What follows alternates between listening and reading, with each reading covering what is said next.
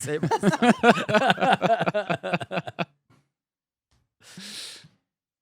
Okay, cameras on. Periel, we're rolling.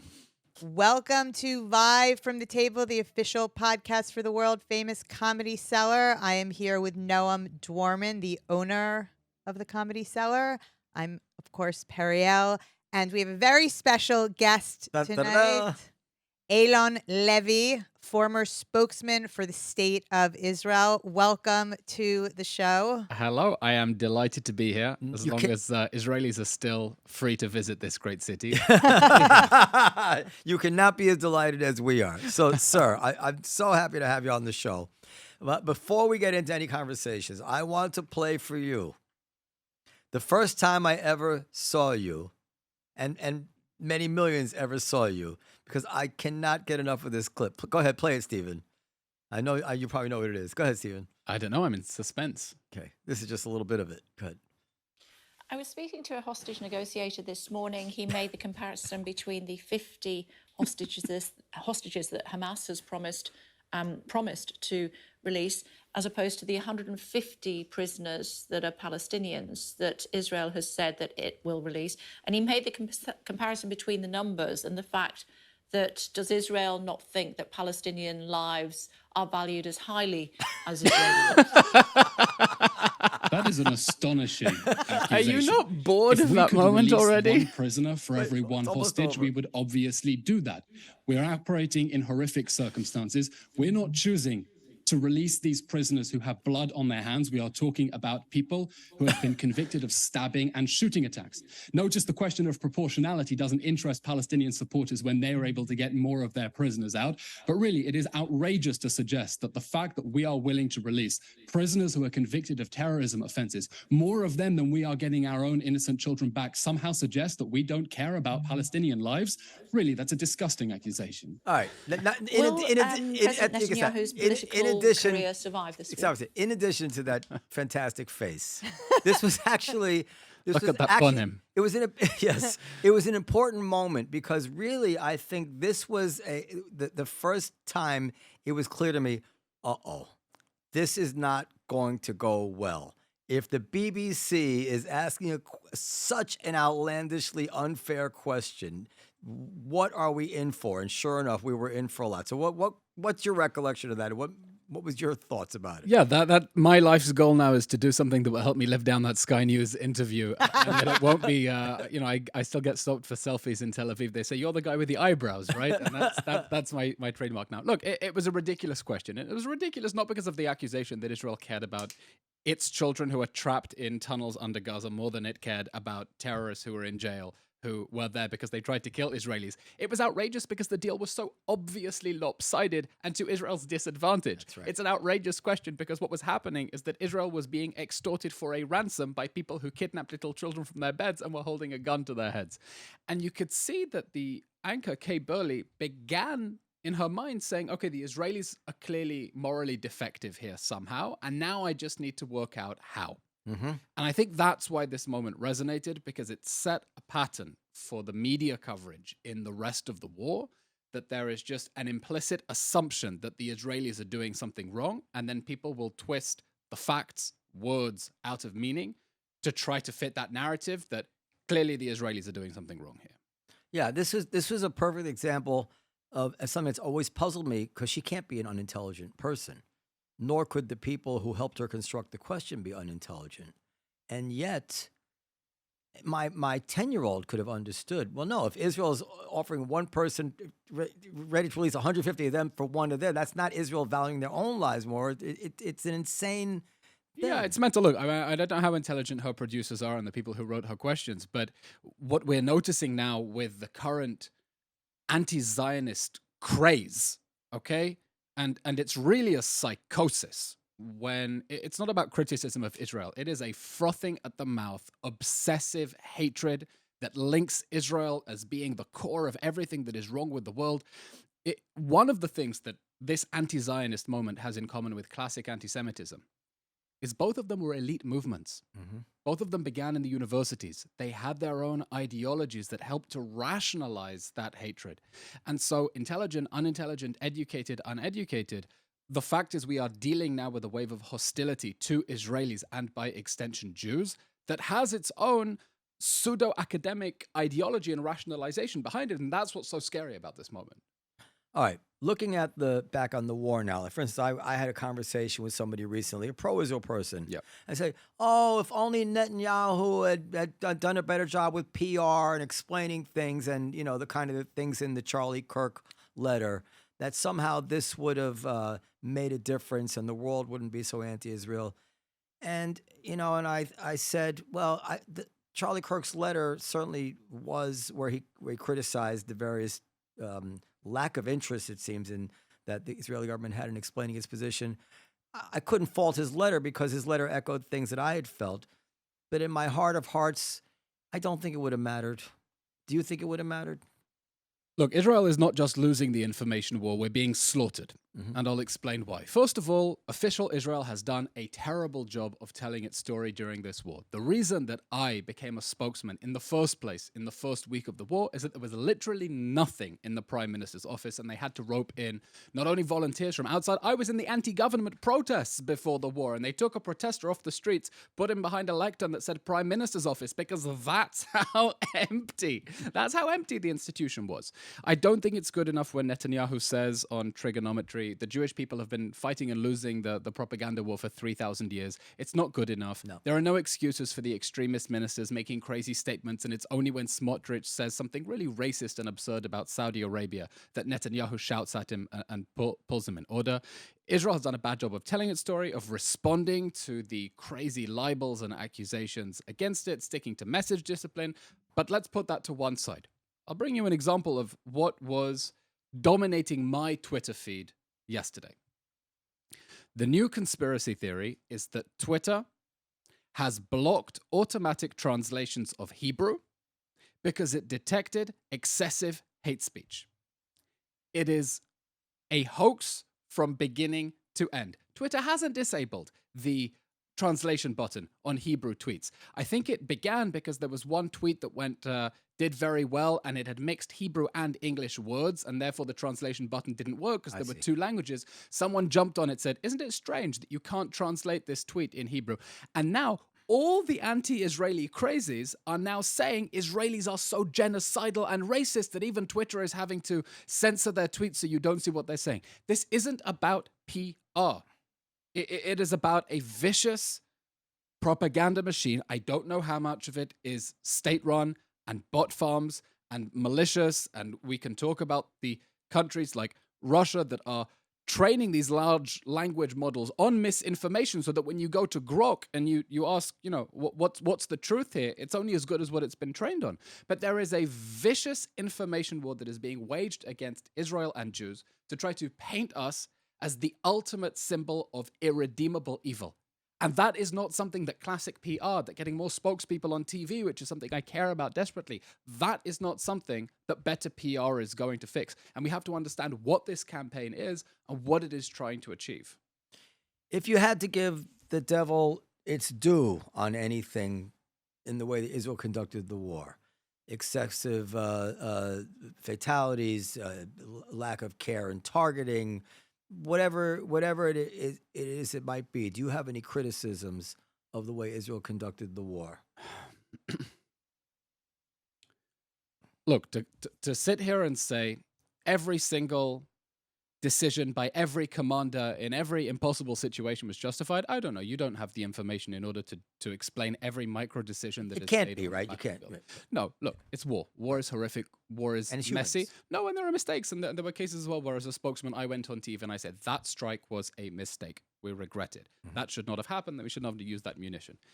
But the fact remained that Israel was fighting a war in Gaza. And I assume you're talking about Gaza, right? Yeah. Okay, because this was a war being fought on 7 fronts. And when people say the war, they're referring to Gaza, which was just one. I was talking about Gaza, but you could expand it to anything that you think is well, I relevant think it and is interesting. important to zoom out and say that the Gaza was not a war. Gaza was a front in a regional war that the Iranian Axis waged against Israel. And you can only understand what happened if you understand that October 7th was the opening shot of a regional war by the Iranian regime's terrorist armies that were meant to be activated in synchronicity in order to destroy Israel. Do you believe Iran knew about it before it happened? I don't think Iran knew about the timing because it looks like Sinwar jumped the gun. Iran hoped that this network of proxy armies could be activated at a time of its choosing. And just imagine what would have happened if Hamas and Hezbollah had invaded at the same time, together with hundreds of Iranian ballistic missiles at Israeli strategic sites. It could have meant the end of the country. This was the doomsday option that they were preparing. So I'll backtrack and say, I think it's a mistake when we say the war to let people frame Gaza as the war when it was one front of a regional war that was waged against Israel. But look, in this Gaza front, Israel was having to fight a battlefield that no other country had ever experienced. The closest thing you can compare it to is Mosul, okay? The fight against Islamic State, where Gaza now looks like Mosul after the United States was done with it. The US and a coalition of other 70 nations, it took them 10 months to dislodge 3,000 ISIS fighters from the city. They killed 10,000 civilians along the way. And those ISIS fighters did not have a New York subway's worth of tunnels underneath homes and schools and mosques and hospitals. They weren't firing rockets at America, and they weren't holding 255 American hostages. So Israel was dealing with a reality where not only were the rules of law not intended to deal with this circumstance, and not only was the enemy deliberately manipulating the rules of war by fighting out of ambulances and schools and mosques and hospitals and other protected facilities, you have a situation in which those civilians are trapped in areas where the United Nations was resisting Israel's efforts to get them out of harm's way. If I think the war could have been done differently, I think there could have been a greater effort at the beginning to separate the civilian population from Hamas and then ensure that areas were cleansed, held, and then a way to allow civilians back. Now, that's not easy. That's the classic clear hold. It's not easy because you have to be able to rebuild and put in some alternative governing entity to stop Hamas going back in. But if the strategy had somehow managed to get international organizations to cooperate with efforts to get civilians out of harm's way, then you wouldn't have ended up playing this game of whack-a-mole and cat and mouse where you clear an area, Hamas keeps popping back in because you never really cleansed it because there were still civilians there. But again, this criticism of how the war was done, I also have to deal with the reality that at no point was the international community willing to work with Israel to say, you are going to have to burn that block to the ground in order to clear Hamas, and therefore we're going to help you get civilians out. They didn't. They said it would be a war crime to try to evacuate civilians to get to safety. I think they have blood on their hands, and this is made the messy battlefield even messier. Look, your arguments, and I try to be. I know people accuse me of not being skeptical enough when I have a guest who I disposed to agree with, but I think I actually do try to question the people that I agree with. But of course, because I agree with them, it means I've dealt with a lot of these questions in my head. But what you're saying seems to be so compelling to me, particularly in light of the fact, and this is a very important point, doesn't get made enough, that there was, like, Israel dodged the ultimate bullet here. If Iran and Hezbollah and everybody had decided to act at the same time, I don't know if Israel would have not existed anymore, but it would have been a tragedy beyond October 7th by 10x, 20x, something unimaginable. As Netanyahu famously said, Tel Aviv might have burned, right? And Israel, I imagine, has decided, well, we got out of that one alive. We are never going to allow ourselves to be in that particular position again. We are never going to leave it up to fate and luck that they will not destroy us. So, and that is the most rational thing any head of state could ever, most rational policy any head of state could ever have. Given what I consider to be such a compelling argument, how is it that such a large percentage of the Israeli left wing doesn't see it that way? Not the anti-Semites, not the Tucker Carlsons, not the Mamdani progressives. Why is Haaretz filled with English language Israelis who who don't find this a compelling argument. First of all, this is a minority position. The largest protests that we saw against the war were protests to pay a ransom, strike a deal, get the hostages out, and then deal with Hamas later. But everyone understood that this was a war that Israel was going to have to fight against Hamas.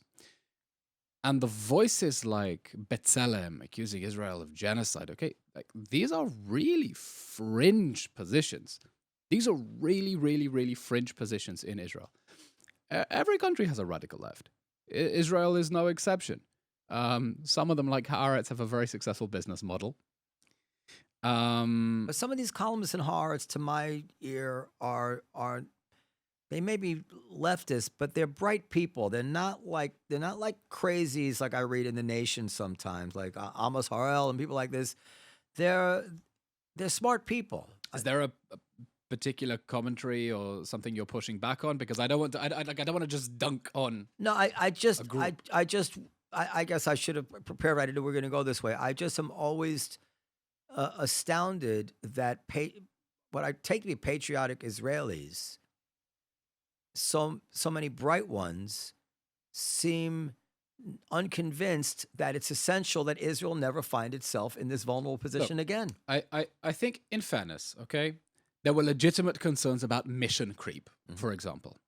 When you have government ministers talking about a desire to resettle Gaza, when they really were just beside themselves with Trump's plan for a Riviera and thought that the war was going to end with Israel reestablishing settlements inside Gaza. It was absolutely, ultimately, those were not the official goals. Those are not the orders that are handed down to the army, but absolutely legitimate to turn around and say, hang on, what are we actually fighting for? What are we sending soldiers for? What is the reason that we haven't struck a deal yet to get the hostages out? Because where are we actually going with this?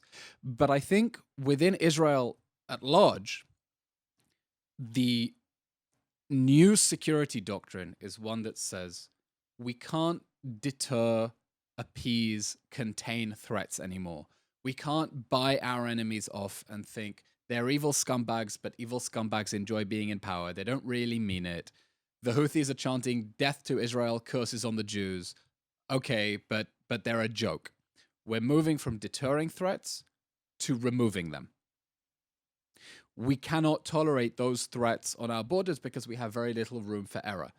And this is part of the shifting discourse in Israel regarding a two-state solution. And I hate the phrase two-state solution because it assumes that it's going to solve the conflict. And the reason Israelis object, not is because they object to that solution, but because they don't think it's a solution. That's okay? right. Yes. The war has shifted Israelis, I don't like to say to the right, because then it comes with all sorts of other baggage with unrelated issues. It's made them more hawkish about security. It means that if before the war people said we need to make bold risks for peace, we need to make painful concessions, there are just fewer people who will say that now because they say, well, we didn't know that bold risks and concessions meant the risk of October 7th, except if we did that from Judea and Samaria, it would be 20 times larger.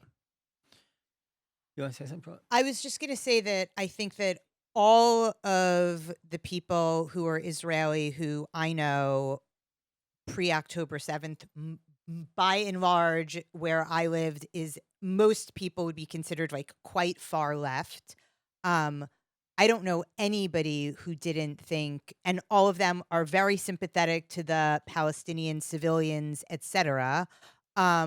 I don't know any of them who didn't think that they needed to get the hostages back and somehow get rid of Hamas.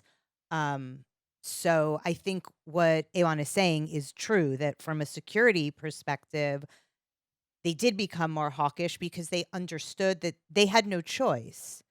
I do have a question also for you.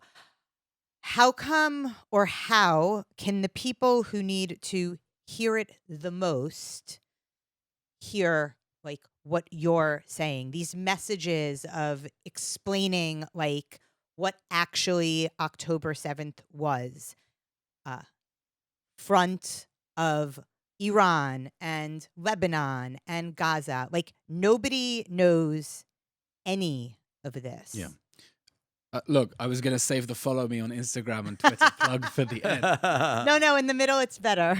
I think people think that Israel lost the plot if they think that October 7th was just a terror attack. Mm-hmm. October 7th was just a terror attack. It was Israel's 9/11. It was really, really, really bad. It was much bigger than 9/11 on a per capita basis, but it was a terror attack, and that's why you have dunderheads like Dave Smith going on trigonometry and saying Israel should have done police action. Or last year when I was in New York City debating Mehdi Hassan, also I said, if you think October 7th does not justify this, what does October 7th justify? What was Israel entitled to do? And he sort of said, like, go in and arrest Sinwar. I like the word dunderhead, by the way. Go continue. You can't have police action against 40,000 jihadists armed with RPGs in a bunker underneath a hospital. Okay? So the framing of this as a terror attack is wrong. It was an act of war by a trained terrorist army that was the government of Gaza. Hamas was the governing regime in Gaza since 2007, and they had basically their own little terror state. And they used that as a launchpad for an invasion in which they held territory for half a day in Israel. So it was an act of war. It was an invasion that triggered a regional war against Israel because Hezbollah and the Houthis and the Iraqi militias, the Iranian-backed militias in Iraq, eventually the Iranian regime, all joined in. There were days when there were sirens. You literally don't know if the rockets are coming from the north, the south, the east, the west, because there were drones coming in from the sea. We were under attack 360 degrees. It was the opening shot of a regional war against Israel and the opening shot of a global war against Jews. The eighth front of this war is real, physical, violent attacks against Jews and Israelis around the world and attempts to drive Jews out of society, to purge them, and to turn them into persona non grata in their own societies. Now, many, many people who, I told a story about a year ago. One of my closest friend's daughter was, I don't support an ethno-state. And I know these are not anti-Semitic people. She'd just been fed this line. Many, many people who feel this way would be shocked to hear you say that they are part of a war against Jews. They really don't see it that way. Do you believe that some people are unwittingly involved in that, or like it's a complex psychological question? But we want to be fair to people, right? I think the anti-Zionist movement, the movement that reframes Israeli history as white settler colonial state, is placing incredible social pressure on many American Jews. That's right. Who believed that their avenue to survival and success in America was to back progressive causes and show that you're on the forefront of equality. And October 7th happened, and their friends turned on them, and they had to decide: are my loyalties more with the progressive movement, or are they with my people who are just been slaughtered and people are cheering? And some people went one way, and some people went another. Mm-hmm. But the fact is that I think for Jews who are trying to find comfort in the arms of anti-Zionism, and by the way, this is what the movement is doing. It's telling Jews the only way you can buy your acceptance in these social circles is not just to be neutral about Israel, it's to be actively hostile to it. It's to turn your backs on your friends and your family. They're never going to be extreme enough. Like I saw on Twitter this week, Nadine Kiswami, what's her name from In Our Lifetime, turning on Peter Beinart. Like, come on. No. He's not tough enough. No one's done more. Peter Beinart. I saw in Britain the vile anti-Semitic doctor turning on the equally vile journalist Rivka Brown. And like she's begging, but I'm an anti-Zionist. Like you don't have to pick on me. But they will never be extreme enough, because here's what the anti-Zionist movement is about. It doesn't just oppose a state for the Jewish people. It opposes the idea of a Jewish people. 100%. And based And the on a revolution will false devour them narrative. first. Yes. Well, okay. Does it oppose a? Listen, you know, I'm on your side, but Are do they you? oppose the Jewish people, or do they have this naive view, which my people, my own family, seem to have sometimes, of it'll just be a one-state solution with equal rights for all, and Jews will be perfectly safe there. Sorry. In this one state, which has a majority, where Hamas and Fatah are in coalition in the government, does the Tel Aviv Pride Parade still happen every year? Of course not. Is this a state of equal rights? Well, maybe equal oppression for all. No, look, they are telling the anti-Zionist movement. Okay, but utter naivete, which is what you're No, but we need to describing, talk about. yeah, we need it's to talk not about the the same thing naivety as- yes. because the anti-Zionist movement, when it says Israelis are settler colonialists who have no right to be there and they're fake Jews because they're descended from the Khazars and actually they're not even related to the Middle East and they stole their land. What do you think is going to happen to them if this becomes one state with an Arab-Palestinian government? Do you think everyone's going to sit down and sing Kumbaya? Then there are people who come and say, well, I don't believe in nation states. I don't think they should exist. Fine, abolish yours first. You want to wind back the clocks of history? Make Greece and Turkey exchange populations again. Merge India and Pakistan into a single state again before you try to impose your own utopian visions on a country where literally nobody wants this.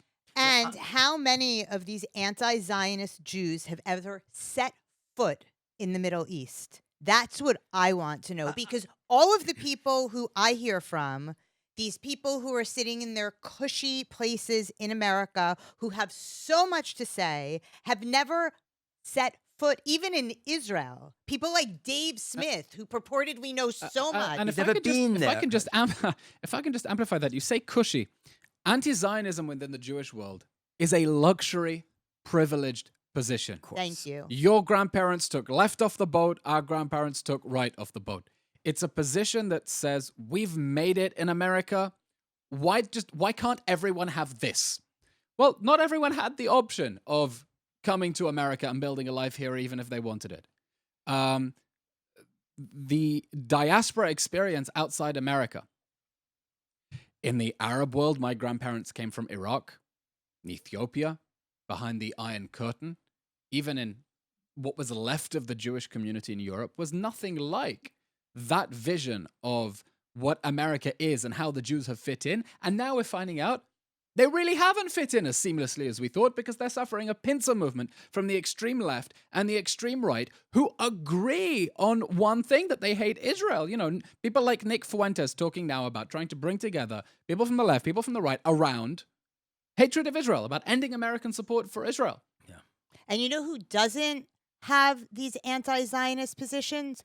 The Jews from Lebanon and from Iraq and from Morocco and from Yemen, all of the people who have escaped or been cleansed from the Middle East, all of those Jews. And from Russia as well, when you look within That's American right. society. That's right. At which Jews are taking an anti-Zionist position.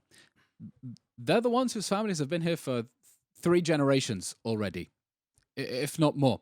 The second generation in Tehrangelis of the Jews who escaped from Iran, those who came after the fall of the Soviet Union, they do not come with this anti-Zionist baggage because they understand what happens in countries that make anti-Zionism an official state policy. They always turn on their Jews.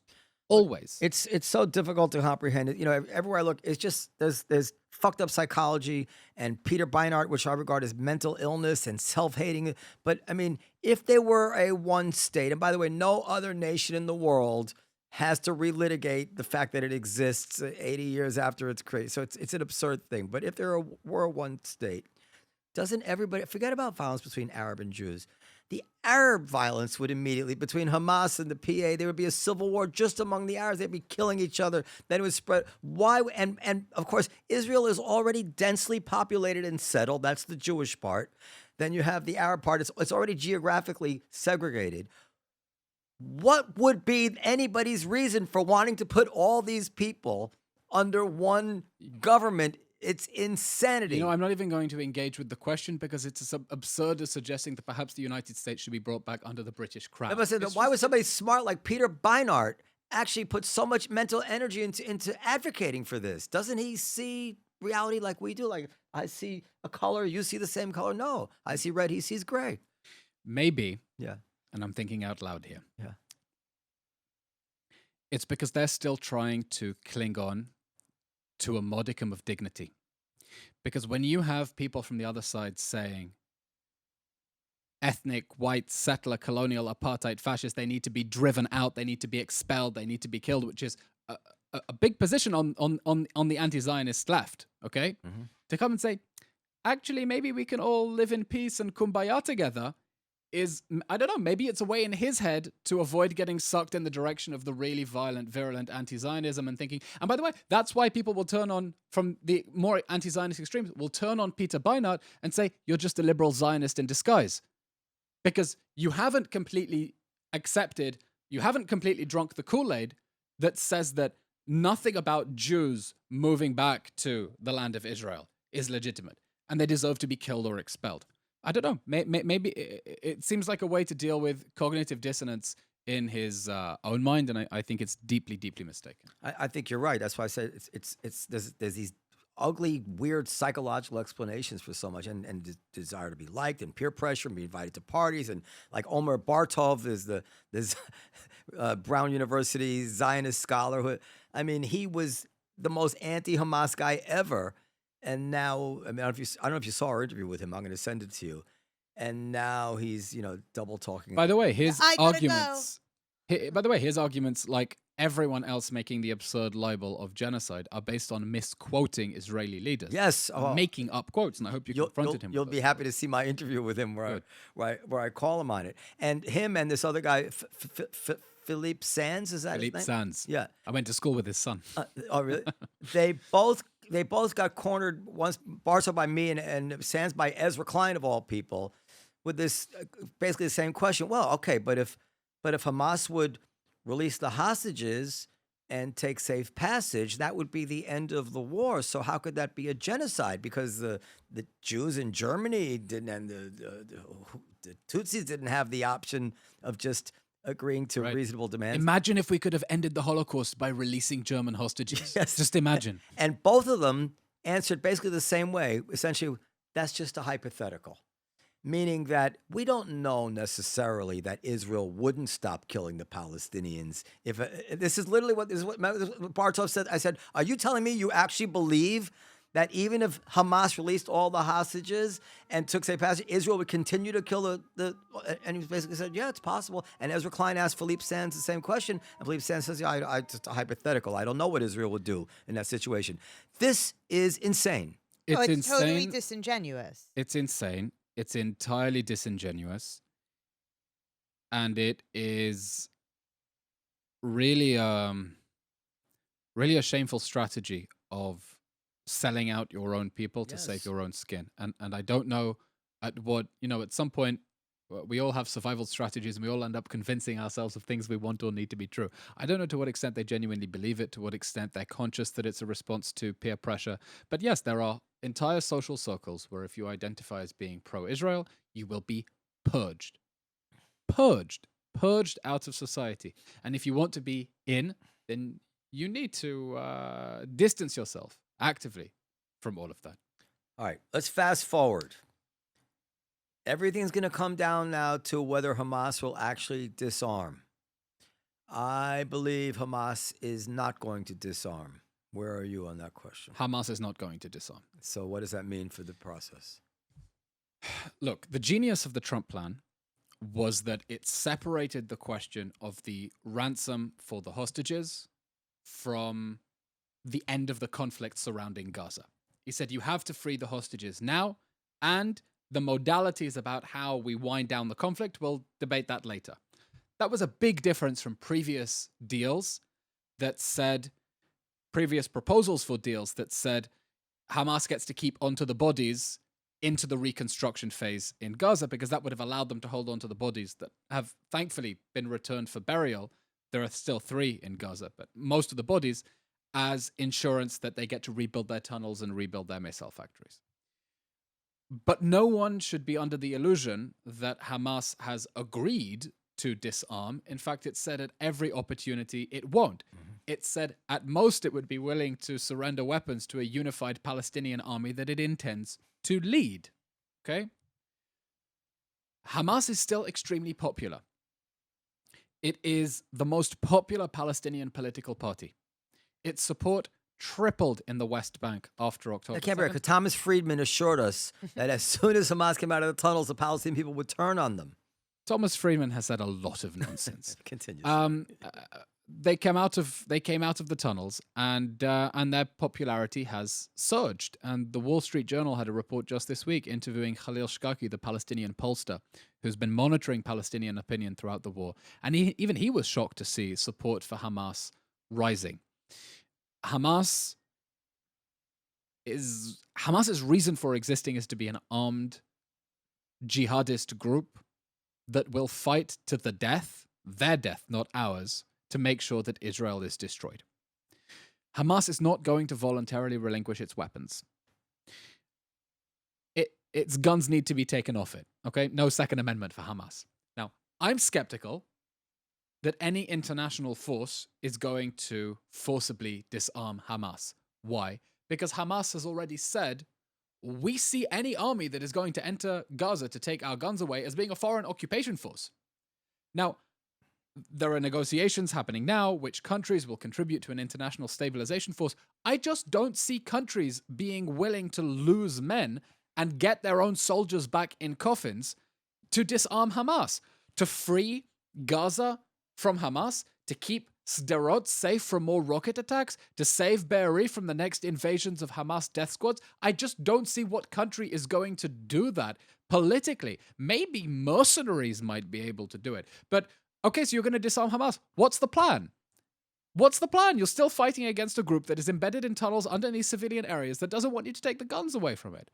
But here's what I think the genius of the Trump plan is, and what the United States needs to insist on.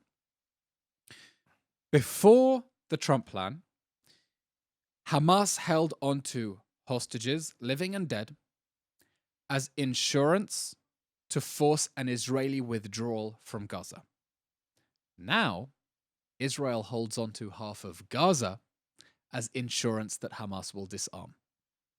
The yellow line, which divides Gaza into Hamas Gaza and Free Gaza, or whatever you want to call it. The yellow line marks the maximum extent of Hamas Gaza.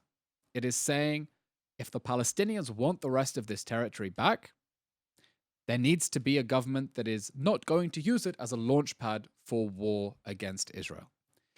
And I think Israel needs to be very insistent that it is not going to hand over any territory to an international force that I doubt will have teeth unless Hamas is disarmed. But Israel's position now is very clear. It supports the full implementation of the Trump peace plan. And any withdrawal, this is in the text of the plan, any withdrawal will be linked to the timetable of demilitarization. And now Israel is not expected to relinquish territory unless it has firm guarantees that that territory will not be used as a base for enemy military action against its people. So, are we going to see the same status quo 10 years from now? There is definitely a possibility that the yellow line crystallizes into a de facto division inside Gaza, like East Germany, West Germany. Now, what happens with the rest of Gaza is an alternative administration under President Trump's Board of Peace put in place, where civilians are able to go and rebuild, and you have Hamas governing a pile of rubble, and then a Board of Peace governing New Gaza? Maybe. I don't know. These are details that are still going to have to be negotiated and discussed. But that is territory that Hamas is never going to get back. This is what I heard. What's the name of the man who wrote My Promised Land? Ari Shavit. Ari Shavit, yeah. I heard him suggest that the smart people understood what you're saying all along, and that they kind of like the idea of these two laboratories, East Germany and West Germany, and one would become a prosperous, freer Gaza and would bring into stark relief. Sure, but I think there is a massive challenge that we are overlooking. And we're overlooking because just now the United Nations renewed the mandate of the terrorist organization known as UNRWA. UNRWA is an agency whose staff took hostages on October 7th, whose staff took part in the atrocities that turned a blind eye to Hamas hijacking aid. It's an integral part of Hamas's business model. And worse than that, UNRWA educated most of the monsters who took part in the October 7th massacre. Because if it provides an education to most children in Gaza, it provided an education to most of the terrorists who crossed the border on that day. UNRWA's reason for existing is to tell the Palestinians, you say that you are Palestinians living in Palestine, but you're not. You're refugees. You have a right to live in Israel, and we will continue to give you free healthcare at the expense of the European taxpayer until you are able to exercise your fictitious right to move to Israel. You're not going to have permanent reconstruction in New Gaza if the people you are building houses for believe that it is temporary because soon they will move to Tel Aviv and Haifa. Einat Wilf, a previous member of Knesset, in fact, she's just launched a new political party, the Oz Party, has made the suggestion that individuals should be able to surrender on an individual basis, to sign that they relinquish claims against Israel. They do not claim to have a right to move to its sovereign territory. They want to live in peace next to it, and they can move into this area, New Gaza, where they can rebuild peacefully. But if the international community, and I've tried making this point to diplomats, and they don't see it, if the international community is paying through one pocket to rebuild houses in Gaza, even not under Hamas, and through the other pocket telling them that this is just temporary accommodation because they have a right to move to Israel, they are guaranteeing the next war. They're guaranteeing it. And the path to peace, therefore, goes through de-radicalization and goes through dismantling the institutions that have fostered the Palestinian narrative that Israel is an illegitimate settler colonial state that one day will disappear and one day will become part of a Palestinian state. By the way, why does Einat, I know her, I shouldn't call her Einat. Why does Professor Wilf, Dr. Wilf, why does she think that a signature is such a profound commitment of honor to somebody? Look, you'd have to ask her about her policy proposals, but I think there is You get my question. Sure, I'll sign. I do. because they wouldn't, because the core of the Palestinian ethos is the belief that there is this sacred, non-negotiable, inalienable right to move and resettle in Israel. And therefore, when people say, but the Palestinian Authority already accepts the state of Israel. Okay, the Palestinian Authority has recognized the state of Israel, while at the same time insisting that there is a sacred, inalienable right for millions of people who are Palestinians living in Palestine under a Palestinian government to move and resettle in that country and shift its demographic balance until it becomes Palestine too. So when Western diplomats say, oh, but this is just a negotiating tactic. In the negotiating room, you will make a permanent status peace accord, and they will relinquish this right, and they will exercise it in their own state. No Palestinian has ever suggested that. You won't find any Palestinian who will say out loud that this right doesn't exist or that it's never going to be exercised. And so I think when she says, and no, I'll let her defend the proposal, but when she says that individuals should surrender that on an individual basis, it is saying that they should be able to free themselves from the dominant narrative and ethos and demand and say, we want to live in peace next to Israel. We're not going to allow ourselves to be held back by these demands. Is it realistic? Well, that's a different question. She's a very, very smart woman, so I'm sure she's thought it through. Yeah, and very brave, in my opinion. Okay, so now what happens when Mahmoud Abbas is 90 years old? How old is he? He's very old. 120 and a chain smoker. He's going to die at some point, and he's going to be replaced by somebody. Why is that also not going to be taken over by Hamas? You assume he's going to be taken over by someone. We don't know what is going to happen. He'd be succeeded by somebody. Not necessarily. Well, the death of Mahmoud Abbas would possibly trigger a Game of Thrones type battle for succession. It's not that he's going to have an heir that everyone will accept. There will be multiple contenders for the throne, and Hamas also wants it. Now, Hamas has two avenues. Hamas's vision, let's put this on the table, is not to govern a little micro-terror state in Gaza. Hamas wants to be the government of all Palestinians, and if elections were held tomorrow, They would be. it would be, okay? So it has two options. One is force of arms.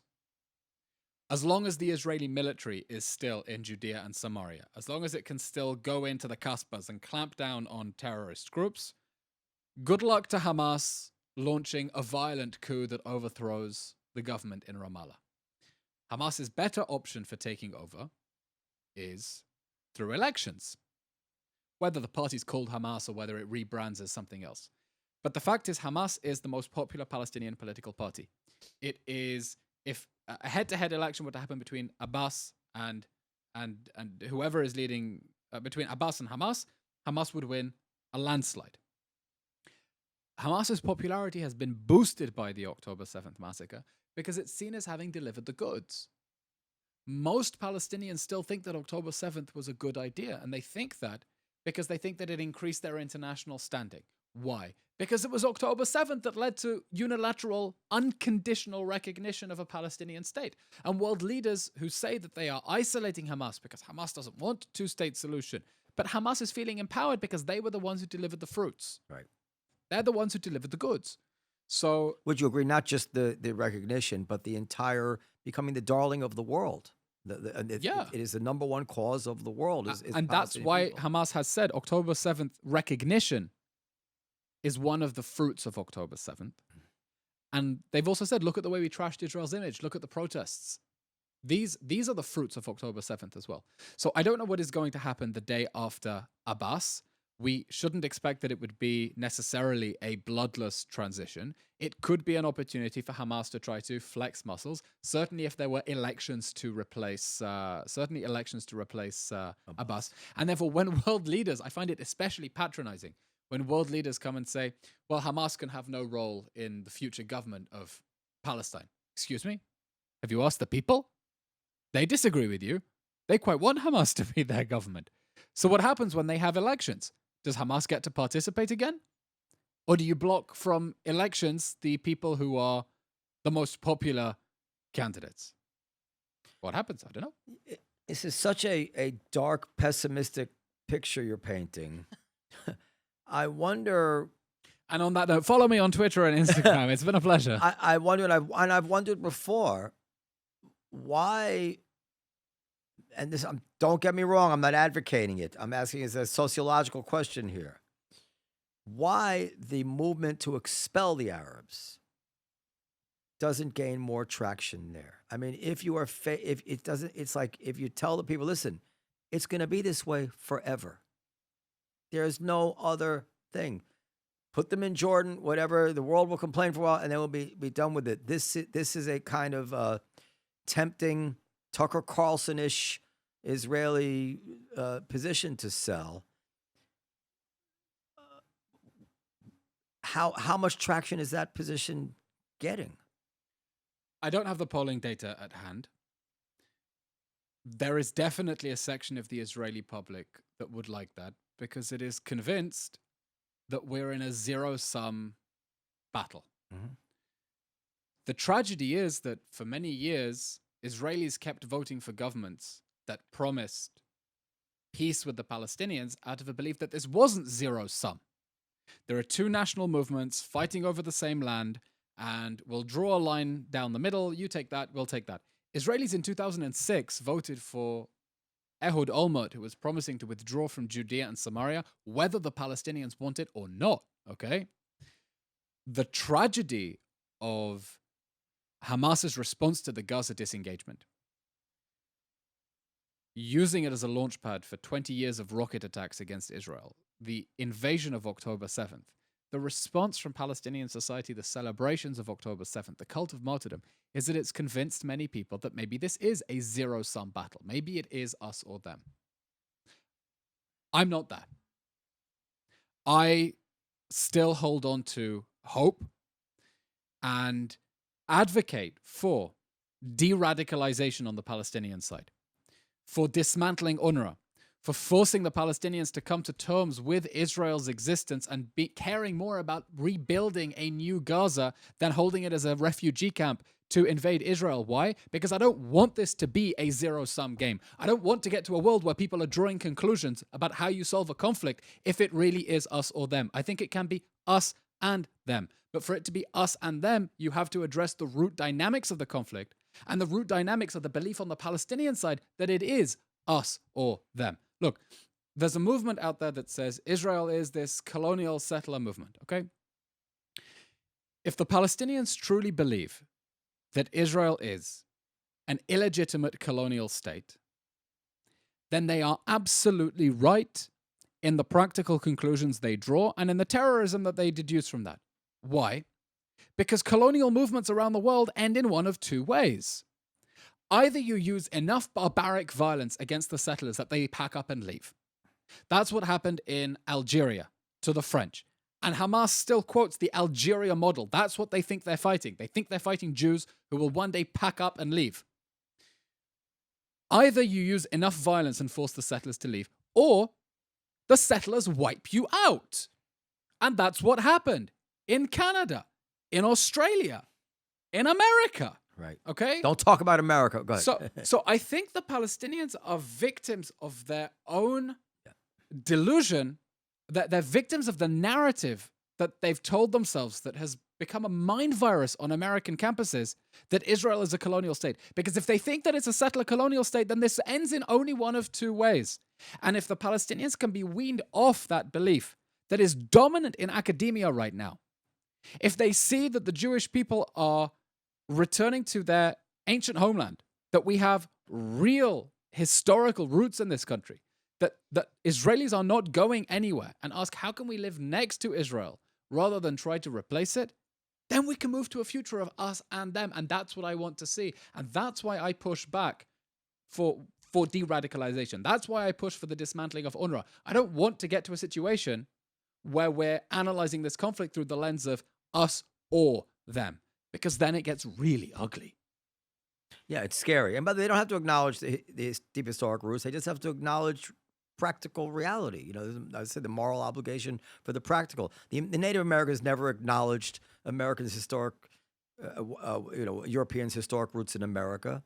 And I don't believe the Black South Africans ever acknowledged the Afrikaners' historic roots, but they acknowledge that this is the way it is, and to try to fight it is just going to bring misery. Well, they didn't. I mean, South Africa ended differently, but South Africa's a completely different case. Right, but it's just not an analogy. They're not throwing them out. You know, they made an accommodation. But I'm with you on all this, and I just got back from Dubai, and maybe this is naive, but I got some hope seeing that place, seeing this tolerant, diverse, mixed Arab country where people were dressed in different ways. I said earlier, like there was the Lawrence of Arabia Arabs, and then there were modern Arabs, and there were Muslim women completely covered. There are Muslim women showing their cleavage, and there was some Orthodox Jews there, and there was some Israelis bickering. I said, oh, well, this is. That's what gave you hope, Orthodox Jews surrounding Arab women exposing their cleavage? Yes, it did, because at least it was possible. Like, okay, they are in some way related people, and if these people not that far away could live in this kind of somewhat open society, then maybe there's hope that eventually the Palestinians will agree to it. But other than that... Well, look, the Abraham Accords are inspiring because here were countries that admittedly had never been in a hot war with Israel, saying we embrace a vision of coexistence and working together with it, understanding that Israel is part of the solution, not part of the problem. Israel, when I was a kid, used to run ads on TV telling people to switch the water off when they were brushing their teeth because Israel was running dry. Israel is now pumping water into the Sea of Galilee, into the Kinneret, desalinated water in order to refill a natural lake, okay? Amazing. At the same time that Iran is saying it may have to evacuate the whole of Tehran because they're going to run out of water, okay? Israel is part of the solution in the Middle East. Now, there's the tragedy then of Mohammed bin Salman in the White House saying he wants normalization with Israel, but first you need a Palestinian state. Because what does that do? It tells the Palestinians that they don't have to sue for peace because time is on their side, and that if they hold out long enough, the Arab world has their backs, and eventually Israel will succumb and give them what they want. And it's feeding a delusion that just is never going to happen. We're more likely to get peace if the Arab world normalizes with Israel.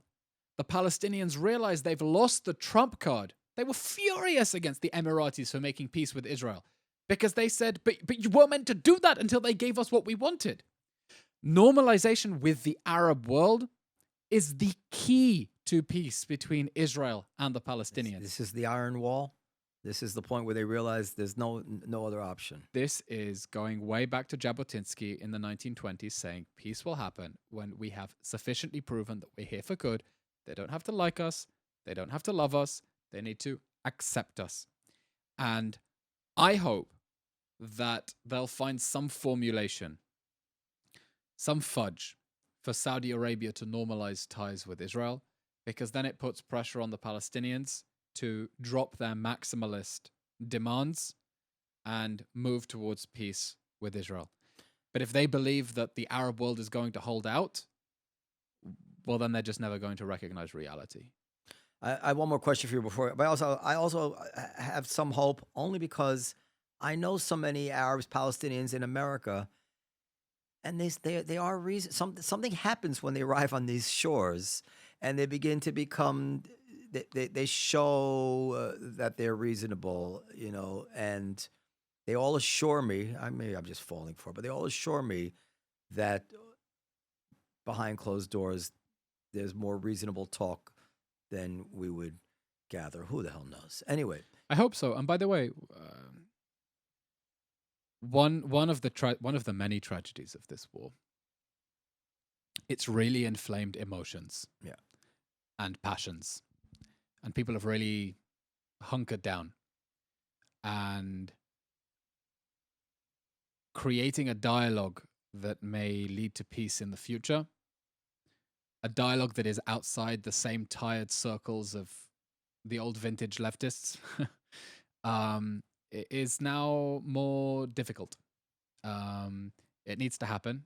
I don't know how, but I think that the conflict with the Palestinians is the hardest one to solve, because there is a real conflict. Okay, there are real things that we are arguing about. What are we arguing about with Lebanon? No. What? Nothing. Nothing. Israel and Lebanon should have peace. You look at Israel, downtown Tel Aviv on a Thursday night, it looks exactly like Beirut on a weekend. Okay, but they're held back by Hezbollah, by residual Iranian influence. I hope Lebanon is able to break free from that, make peace with Israel. You know how Israelis are going to flock to Lebanon for weekends when we can go on vacation there? I would want to see countries investing in dialogue between Israelis and the countries with which there is no rational reason for them not to have peace with Israel. And then maybe, instead of trying to solve the thorniest conflict as the key to the rest, you solve the soft outer shell as a way to get to the core. I think you're right. Okay, last thing I want to ask you about, then we're going to run around the corner. We have is the one thing that Israel does a bad job of explaining. Let me rephrase it. The one thing that makes Israel look the worst, even to pro-Israel people, is whatever's going on with the settlers. How can you put that in perspective for us? Is there anything to be said on the behalf of what's going on the Israeli side of this, or is this just actually, are they really the bad guys in this story? The Jewish settlers terrorizing what seems to be terrorizing Palestinians. Look, that's a very sweeping claim against a population of 500,000 people. Mm-hmm. There is a very serious problem of extremist settler violence. These are anarchists who are employing vigilante violence. That problem has to end. But couldn't the government stop it immediately if it wanted to? I think the government has been late to address this problem seriously, and I'm glad that Netanyahu has now said that he is going to be that he's ordered the police to crack down, that he's going to be personally seized of the matter, that the president, the head of the army, the foreign minister, the defense minister have all very firmly condemned this phenomenon. Do they have any personal sympathy for it, in your opinion? Personal sympathy? Or is it just a political dilemma for them? Look, there are many questions about why they haven't been able or placed much priority on cracking down on this. Do they not see how it's going to spill into Israel itself? Is it just low on the priority list because they think that stopping Arab terror is a bigger challenge? I don't know, but I hope now that the very firm statements we've heard in the last week will be a turning point at which they take this seriously and clamp down and say you just cannot have vigilante anarchists running around committing wanton acts of violence. It has to stop. And I hope they clamp down on it, as they say they will. Because this issue is a real gateway drug to full-blown anti-Zionism. I mean, I can't tell you how many people, when you're discussing the October 7th war, bring up the settlements. And, of course, I will dutifully explain to them, Hamas doesn't care about the settlements. Hamas doesn't distinguish between the settlements and Tel Aviv. Well, these are two different issues. There's the question of the Israeli communities in Judea and Samaria, okay, mostly basically commuter suburbs. And the questions of should they be built, shouldn't they be built, on what land? Okay, that's one question we'll put to one side. And the rampant extremist settler violence, which is a minority, okay? But as we know, even when we talk about Islamist violence, a small minority can still be a lot of people, and it can still be very dangerous. But it's okay? not. But they're different issues. Yeah, but it's different issues. It's what we spoke about earlier. It's not so much the violence; it's the fact that the government appears to turn a blind eye to it. That this is what really enrages people, and that softens them psychologically and disposes them to see the Palestinian side of the larger issue. And after all, they don't spend their time on Wikipedia and Google like I might.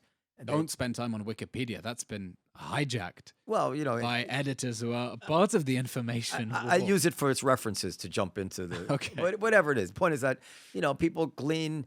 Like we always assume that other people are as informed and have thought about it like we have, but actually most people give this stuff very little thought. They kind of decide which side they're on, and they download a few headlines, and they say, and by the way, and they're not wrong.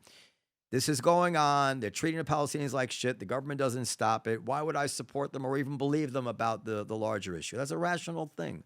So it seems like if there was one choke point, one a pivot point, that if Israel could only have looked better on this issue, I think it would make it much easier for many people to support them on the broader issue. Now, maybe that's naive too. I think we need to stop anarchist vigilante violence, not just because it looks bad. No, of course, yes, because it's wrong. Because it's wrong. Because yes, it's bad. But if that's obviously that hasn't been enough of a reason. So if that's not enough for you, Netanyahu, do it because it's better for Israel's support in general. Do it for the cynical reason. All right.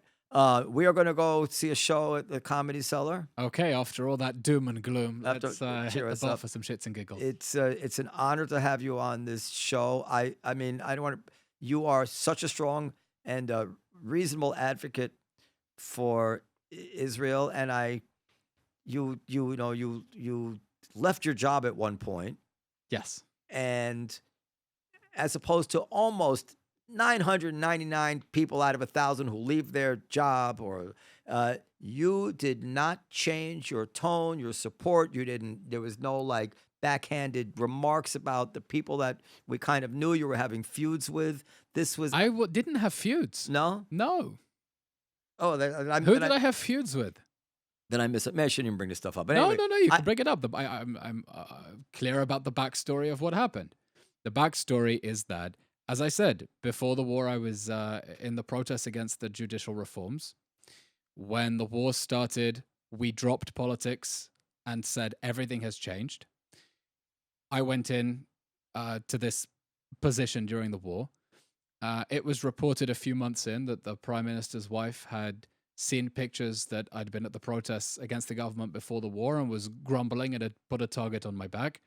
Eventually, I was suspended and forced to resign because I understood the political background for why there was no way back in.